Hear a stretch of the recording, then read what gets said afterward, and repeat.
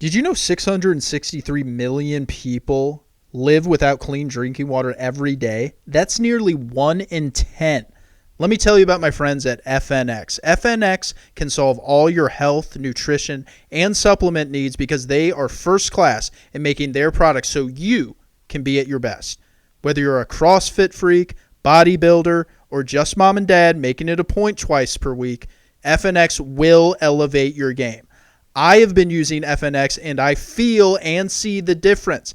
The protein, delicious. My workouts, way more intense. And my energy, there all day. Try it for yourself.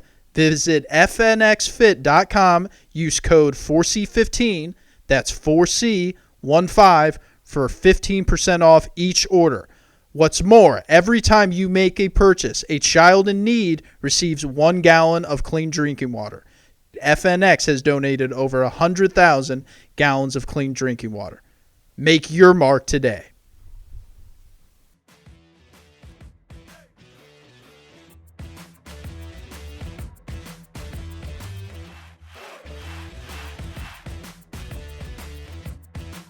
What is going on, everybody? Pete Forsey, the podcast. Happy Monday. If you're listening to this on Tuesday, we're recording Monday evening after a solid week 8. Not really great matchups from this week 8, but a couple of good games. And you put together your little agenda here for the podcast, as I do every Monday, and then it can get completely turned upside down or shifted depending upon what you learn after the Sunday games and the Monday games. And definitely have to touch on the Rams. Again, go-getters, aggressive wins. And that's what they continue to do since Sean McVay took over in 2017. They make moves. They don't mess around. Les Snead, trading for Von Miller. Definitely want to touch on that. It's not been an easy Monday by no means. I was up at 3:30 in the morning. Every day's a gift for sure. Definitely cherish every opportunity you get, but there's been nothing easy about Monday, and I thought, man, been doing this every week. It's been 7 weeks through the NFL. Might be a good time to take a week off here because I popped some Zicam a couple hours ago, not feeling the best. Try to get the vitamins going, drink plenty of fluids, and then I just thought to Belichick, no days off, baby. Pat's Super Bowl parade against the Falcons, no days off. No days off. In this case, for the pod, no weeks off. We're back here on Monday. And, we got some things to hit on between Kirk Cousins losing to the Cowboys. Always have had a soft spot for Kirk. Kind of want to give him some love here on some, things to keep in mind after a putrid performance from the Vikings offense. Derrick Henry, Jameis, they go down. Need to touch on that and the fact that those are a couple of key losses for a couple of playoff teams. And, we got the World Series heading back to Houston. Dusty Baker was in a bind yesterday. I was watching that Sunday night game as we had the Vikings-Cowboys game on. And he keeps his fighting chance out there as far as keeping alive his first World Series ring, Dusty Baker, which I continue to just watch for Dusty. Love him. I think he's a great manager. 5 teams he's taken to the postseason. Very impressive.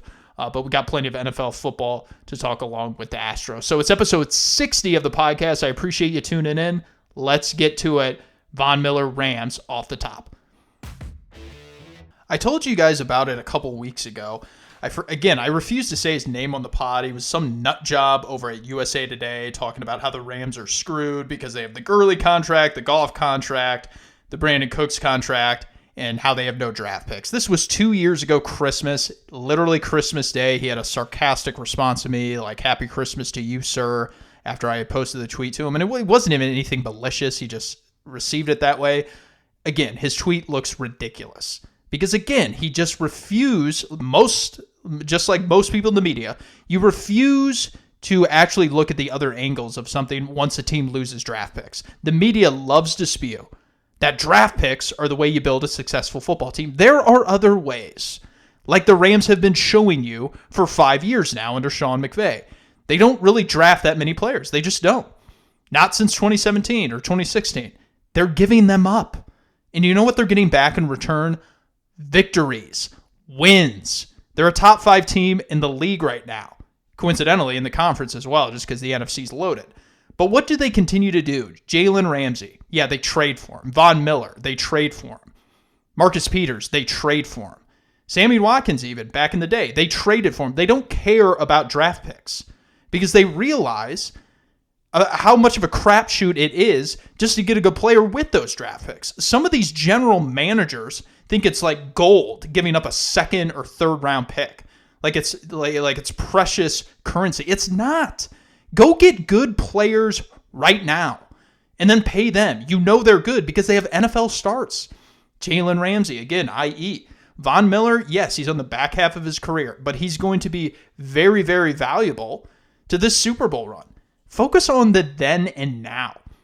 Everybody likes to think it's just about, the future. You're either competing right now or down years down the road here. No, you can focus on the here and now and also next season. The Rams do it. And they do it better than anybody else. Again, Aaron Donald is already a part of this team, traded for Von Miller. You also have Leonard Floyd, traded for Von Miller. Sebastian Joseph Day, one of the best run stoppers in the league, along with Floyd being, ninth in pressure so far this year. They're already good at this position, yet they went and got Von Miller because aggressive wins. Put all your chips in the middle of the table. Put all your chips in the middle of the table. Figure out next year. There's so much time between now and then. Don't worry about that. You're not like putting anything. You're not going for broke here by trading for Von Miller. It's a second and third round pick. You can get those back. Let someone walk in free agency. Compensatory pick. It's back in there. Third rounder. You push your chips in the middle of the table and then you can get them back. It's not like they're just gone forever. So this idea that, oh my God, Matthew Stafford, 2 first-round picks, it's not a big deal. It's not. You're getting a great player for those picks, and then you can get them back, i.e. Brandon Cooks. Trade him to the Texans. Got picks back. You offloaded the contracts of Gurley and Goff. Got good players back. Got picks back. You're still a good football team.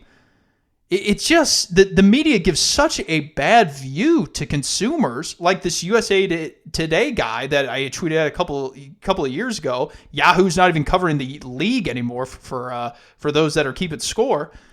Like there's different ways to build a football team, and again, Von Miller, it's just another thing that the Rams are doing to keep pace in their division with the Cardinals, with the Seahawks, with the Niners. They realize, hey, not only is this like a move to get us even better, it's almost somewhat necessary. We don't have a dog in our division yet. I know Seattle and Niners, they're struggling a bit, but they're not bad. They just look awful because they're in a hyper-competitive division that is the NFC West. So, again, this just reinforces that there's one, different ways to build a team. Two, if you're aggressive, oftentimes things are going to work out for you. Okay? Whether you're talking about football or even if you're just talking about any other aspect of life. Those who do nothing will just see what happens. You have any friends out there that always talk about what they're going to be doing or what they want to accomplish, and then their plan is, yeah, we'll just see what happens. Hopefully it works out. That doesn't work. And I'm not some, philosopher. I'm not some Tony Robbins. But guess what? If you don't ask, you don't know. The Rams, they asked for Von Miller. They are aggressive at the deadline. It's here on Monday. They got him before anybody else. And again, they are going to be Super Bowl contenders. So the Dallas Cowboys coming off a victory with Cooper Rush as their quarterback. No Dak Prescott. They warmed him up before Sunday Night Football. Kind of strange. I know Collinsworth on the broadcast was saying, well, why'd you have him do that if you thought he had to exceed expectations during the pregame workout because all you're doing is running risks there? I kind of get having him go through that workout because if he can play and there's just no limitations, you definitely want him to. Like, this is the NFL. There's 17 games, which I know that's more than last year, but still ultimately is not that many. So I get it. But ultimately they said, you know what? We've practiced all week with Rush. We have a playmaker at every position, wide receiver, tight end, playmakers along the offensive line, and defensively we're playing at the highest level that we probably will all year. Let's just go ahead and give him a rest, and we can try and win with this Rush guy against a middle-of-the-pack team in the NFC, and they took home the victory against the Vikings. But I want to talk about the Vikings side of things because, again, this Kirk Cousins hate, which it always happens once they lose the upper echelon teams, which, I think that's obviously a thing with Cousins. He doesn't really beat the better teams, which I get, okay? Like, you're going to put out some hate when he loses against where it matters the most. He'll pummel the crummy teams. He'll play against the middle of the pack or equal teams. But then against the better ones, he kind of comes up short. I'm not denying that. But when you're talking about teams like the Jets, the Dolphins, the Texans, and they have a unique situation with Watson, the Giants, just moribund franchise now of the past 6 years. Washington, where Cousins left. Chicago, even, with Justin Fields. In New Orleans now, they got Trevor Siemian playing. Do you think those teams wouldn't love to have Kirk Cousins? Like, he's a guy, he's not going to make too many explosive plays. He's not going to put the team on his shoulders. But since he went to Minnesota, 8 wins, 10 wins, 7 wins. He's got 3 this year in his 4th season. He's been on 6 different coordinators in the past 6 years, dating back to his time in Washington, and he's still just played at a good enough level. And if you surround him with good defensive players, good offensive weapons, with Minnesota drafting well, they're a contending team each and every year. Like, the alternative is just passing on Kirk Cousins, saying, nope, no thanks, we're looking for something better. And then you just come up empty. You come up empty. And I know I just talked about aggressiveness and that being a key, but you're not aggressive and then just reckless. Like the Jets, Zach Wilson, Mormon Mahomes over at BYU. He's been nothing short of a disaster. He's been awful. I looked at his tape prior to the draft and I said, this guy doesn't play well. Yeah, like, he's athletic. He doesn't play well. Like, why do you think he's worth 2nd overall? And these teams just get so consumed with the idea of, if they reach this ceiling, whether it's a quarterback or any other position on the field, it's just a binary decision here. Why are you passing up on opportunities like Kirk Cousins so quickly? 7 wins last year, 10 wins before that, 8 wins. Like, there is value in that. The Vikings have made the playoffs with Kirk Cousins. They've signed him up because they go, yes, stability. I know what I'm getting. I know how to build my team around that. Whereas other teams, they just continue to hunt the big prize, the big fish. A lot of times you're coming up empty and you're just lost in peril. You just suck. The Giants, the Saints, now the Saints are doing good. They have Jameis, but now they got Simeon playing quarterback for him. Washington, they let him go. Miami, the Jet, you guys are just continuously looking for this position and you pass up on better opportunities. And, I say this all with Cousins because there's been other opportunities that a Kirk Cousins has been out there, but people are just so consumed. They got big eyes for the big prize. And you know what? If you have a chance to go get the big prize, go ahead and get it. But sometimes it's out the realm of possibility. And then you take a lesser option, like a Zach Wilson or a Mitch Trubisky.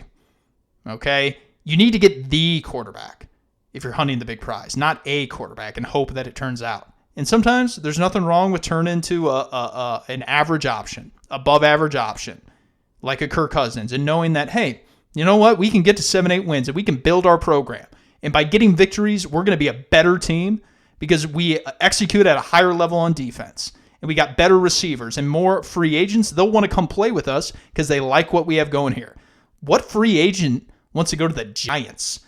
Wants to go to the Jets? Wants to go to the Dolphins? They suck. They're awful. They're not getting wins. Historically, all have just been awful for years now. And passing on Kirk Cousins, just not a smart move by a lot of franchises. He didn't play well last night, and there's a lot to be desired for sure, particularly against the good teams. But, I tend to think that this guy, 6 different coordinators in 6 years, no less than, 7 wins. This is a guy that I would take over a lot of quarterbacks in the league, and I definitely think a lot of other people should be thinking the same thing in the NFL, but they're not. They're going with lesser quarterbacks, and it certainly cost them. So a guy I don't know if I've ever actually mentioned him on the podcast. Again, 60th edition here. Share with your friends. We're on all avenues that you get your podcasts, Spotify, Apple Podcasts, Google Stitcher, even Amazon. We're on there. So go ahead, 5-star review it, share with your friends, and tell them, You can get their voice right here on the show, 816-226-7483. But Carson Wentz, I've kind of been out on him for a while. Some of the injuries, not his fault. Some of the injuries, totally his fault by how he plays. He's got some Andrew Luck to his game where he never wants to let a play die. Ever since that 2017 year when he was just superb on third down, just like otherworldly as far as third down conversion, he's been so gung-ho on just never letting a play die, throwing it out of bounds, taking a sack, most importantly. You got to go down and save yourself as a quarterback if you want to be available to ultimately win games. Like you can't just always think that this is my chance. This is my chance to make a play and throw it up there for either an interception or even worse, a hit that takes you out of the game. And he's been doing that his whole career. It was the former yesterday, the interception, just awful. Awful interception in overtime. I don't know how you don't see that defensive back that picked him off and ended their game in overtime. It was well fought. He kept him in the game, but it just goes to show once the pressure is on him, he doesn't play at a good level. He just doesn't. When they were 0-3 and they were facing pretty much zero expectations, he had no problem playing well. But yesterday, 27 of 51, they had him throw 51 times, which recipe for Carson Wentz is not throwing 51 times. Brady, he can throw 50 times. Mahomes, he can throw 50 times. Russell Wilson, if you want to, I know the Seahawks don't like to do it, he can throw 50 times. There's probably about 5 or 6 guys, depending upon their team in a given year, and then 3 any year. Again, the Brady, the Wilson, the Mahomes. Those guys can throw that many times. Wentz, you're going to suck. I know he had 3 touchdowns. 3 touchdowns is good. That's only 21 points, however, and I'm pretty sure you lose those games when you don't score more than 21. So, again, the 2 interceptions, just bad. I'm really out on the guy. And the team that they lost against, they lost even something more in Derrick Henry. There is not a player that's probably more important to their team outside of the quarterback position than Derrick Henry. And I think that's clear to any, normal fan out there that watches. They know Derrick Henry, he pounds the rock the entire game. And even when the Titans are slow in getting going, they continue to feed Derrick Henry because their offensive line, their running back and Henry, they just wear you out. They mentally pummel you. They're tougher than you physically. And come those crucial minutes, those few minutes remaining in the game, he turns it on. And next thing you know, you're like, shit, it's a tie game. Like, I'm almost done underrating Tennessee. I've never really loved their program with Vrabel. I know he's tough. I know he preaches winning. I just never really liked how they were always built. Their depth, they were limited offensively in the passing game. The more I watch, I'm just like, yeah, this team is great. But now that Henry's out, I mean, those questions will be there. But as long as he's healthy and active, I won't. But, I mean, this is a huge loss. I know they signed Peterson. I think they're going to have a tough time. But at the same time, with this AFC South, it's just like, where do you look? I don't know where to look and think, okay, Wentz, this is the best thing for you that Derrick Henry got injured. But then also for the Titans, should I stop underestimating you? I'm really conflicted now. I was tweeting out during the game, I really like the Colts. I really like their chances to take the South. Derrick Henry, he's now out, so I would think, hey, that would bode well for Carson Wentz. But Carson Wentz, anytime there's a big game, he just lays an egg. So I'm really conflicted here with the South. Really conflicted after this week in Week 8 on Sunday.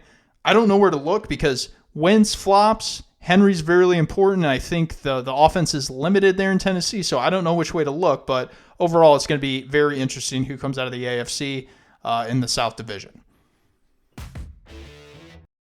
So touching on Miami, which, Brian Flores always thought he commanded the microphone well, almost has some Mike Tomlin to him, very brutally honest, straightforward, commands respect, sends the right message to his guys.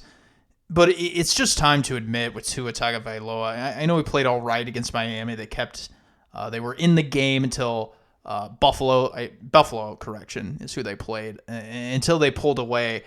Playing a good game, he ended up 21 of 39, 205 yards. But Josh Allen, just much better player, cannon of an arm. That guy's definitely improved. He's limited the mistakes. I still think he's going to be prone to serving the ball up and making some bad mistakes, but he's definitely cut down on it. And Buffalo is a great program. But Miami, complete 180 from last year. And it's not surprising. You look at their defensive turnovers from last year, they got so many that you just look at the sheer number and you go, yeah, that's not happening again this year. And they haven't played well. They don't have a great quarterback. They're looking around and thinking, okay, Mac Jones doesn't make mistakes. Very, very disciplined young player. That's only going to continue and not even, or even get better as far as Mac Jones not making mistakes. And then you have Josh Allen, who's playing at a very high level. He's only going to get better. And obviously you got, the Jets quarterback situation. They're interested in seeing how he develops. So if you're the Dolphins, you think we're at minimum the third best quarterback in the division. And Brian Flores, I like him and what he does, but are we so sure him and Chris Greer can, build a football team correctly? Because, Kyle Van Noy signs that contract, he wants out. Xavier Howard, after 1 year, he wanted a raise. And really it's reported that he also wants out. So, are we so sure that these guys know how to build a good football team? They seem to think like, you just get draft picks and you fill the holes and you go from there. And again, it gets back to what I kicked off the podcast with. It's more to it than that. It's receiving the compensatory picks. That's the thing the Rams do. They get picks for players that leave. They're not afraid to let a guy walk in free agency. They got a Jets, John Franklin. He's a Jets pass rusher. The Rams got a comp pick for him. Compensatory pick. That's after the third round. So for those of you that are unfamiliar, there's a round after the third round called a compensatory round. It starts there in the third. It's again after the fourth round and again after the fifth. They get picks that way. You get resources that way. They're not afraid to make trades. Miami, they just seem to think like you just collect these draft picks and you go. And your players, you guys don't select well. You just don't. And you got the quarterback wrong. And players, once you sign them in free agency, they want to leave. I'm really kind of starting to be out on Brian Flores. I think he's great, commands the room. He probably just isn't paired with the right general manager, and he also probably signed off on a pick at the quarterback that wasn't the right move. Should have taken Herbert, and here they are losing. I guess it would be 7 straight and 1-7 after 10-6 last year. Doesn't look good for Dolphins and Flores moving forward. So definitely count me among those rooting for Dusty Baker. I think he's a great baseball guy. Again, 5 playoff teams. Hasn't happened before. Takes a lot. And he hasn't always been the greatest at managing the things on the field. He's definitely had some mishaps there, but he's great at keeping the clubhouse together, getting guys to believe that they can win, and also putting them in positions to win. Dusty Baker, one of the best. And his Astros fought off elimination 3-2 going back to Houston. Main thing I want to touch on here, I tweeted out during the game, starting pitching. It's got to become a thing again. I know Kenny Rosenthal of The Athletic wrote a piece. He had one thing that I've agreed with for years now, and that's limiting pitching staffs to 12 guys. He even went as far as saying 11 potentially, which would put you, in theory, when you're looking at getting guys go deeper into game, 5 starting pitchers, 6 relievers. That might be crunching it a little bit. But the thing about getting the game going, moving the game, pace of game, and getting it back to an interesting product is also making sure that the starting pitcher is something that people are asking about. It used to be, who's starting tonight? Who's pitching tonight? Because it's the easiest way to defend runs is having an ace starting pitcher and knowing who's on the mound, who can keep us in the game, who can allow us the most easiest way to win. When you have a starting pitcher like Garrett Cole, Max Scherzer, Jacob deGrom, whoever in their heyday, it's because they can suppress runs and make it easier on the lineup to win. Right now, it's just about, hey, can you get me, 5 outs? Can you get me through the middle of the second inning? It's awful for the product because all you have is these stalls and pitching changes and defensive adjustments and looking at note cards out in the field. Like, I'm so done with all of that. Get that out of the dugout. That was also one of my recommendations. Get the electronics out. Get the notes out. Just allow pitching coaches and managers, whomever, to track the game, keep score. I want monitors in the dugout. Information, that's got to be gone once the test is out, if you will. Take it all out. I don't want guys running back to the video room. I don't want guys looking at tablets in the dugout. or even between pitching changes, or even getting signs relayed from the manager to the catcher and stepping off. No more mound visits. Cut out the dead weight. Either you're prepared or you're not. And ban the shift. Open up holes so you can get more action on the base pass and batter runner. Because right now it's home run, walk, and strikeout. You want guys to actually get hits. You want longer careers from the pull hitters that are aging slow down the line. Open up the holes. Make illegal defense a thing. And make sure that staffs are limited. Because right now, these games are taking far too long. Far too long. And I'm really one that really doesn't care about how long the game is. But I know every time I watch, I go, God, there's no way people care about this as much as someone like me or even all the baseball nerds out there. There just isn't. You got to make sure that it's a compelling product. And if anything, just give off the perception that, the game is fast. That's the thing about football. They give off the perception with the play clock and with replays that there actually is more action going on than there actually is. Really, a football game takes about as long as a baseball. But you dull the minds of the consumer when you just have nothing going on. So those are my three things. Ban the shift, limit pitching staffs, so then you're forced to pick 5 that are going to start, and also it trickles down into your organization and how you train and develop arms. You force them to have more pitches, pitch deeper into games, but also take electronics, take notes out of the dugout. Get this thing moving. No more mound visits. Get this thing moving, and hopefully we'll have baseball a bigger priority for the younger fans. Again, I like that the 60-year-olds love baseball, and really the 60-year-olds are going to be around for 20 plus years. So I, make the argument baseball is not dying, but you do have to get younger people involved. And I think those are the 3 best ways to do it. Appreciate everybody listening. That's episode 60 of the podcast. We had a okay week 8. Again, had some good games, maybe not some great matchups. Looking to week 9. I know we got the Cowboys visiting the Broncos. Dak Prescott looks like he'll be back. Mike McCarthy listed. We got Kyler Murray and the Packers coming off their Thursday night game that kicked us off. That was probably the best game of the week. And again, Thursday night football. You give it the number 1 crew, Aikman and Buck, Fox, division games. You just make it a big deal. And yeah, afterthought. 3 years ago, Thursday night football, get rid of it. Yeah, no. Print cash, says the NFL. They just put more resources into Thursday night football, double down, and look, it's a hit. So more football starting Thursday. Again, I think we have the Colts and the Jets, so maybe not as great of a matchup, but we'll see if it's a good game. Excited to watch Colts and Wentz, see if he can bounce back. Wilson or Mike White in the Jets. They'll be hoping to get back-to-back victories, so we'll definitely tune in for that. But before that, we got the World Series, so any questions, comments, tweet at me at Pete4C. Hit up the text line, 816-226-7483. Again, 816-226-7483. Have your voice right here on the show. We'll read your text or call aloud, and you can be a part of the podcast. But thanks so much for tuning in. Tell your friends, tell your folks, and we'll see you next week.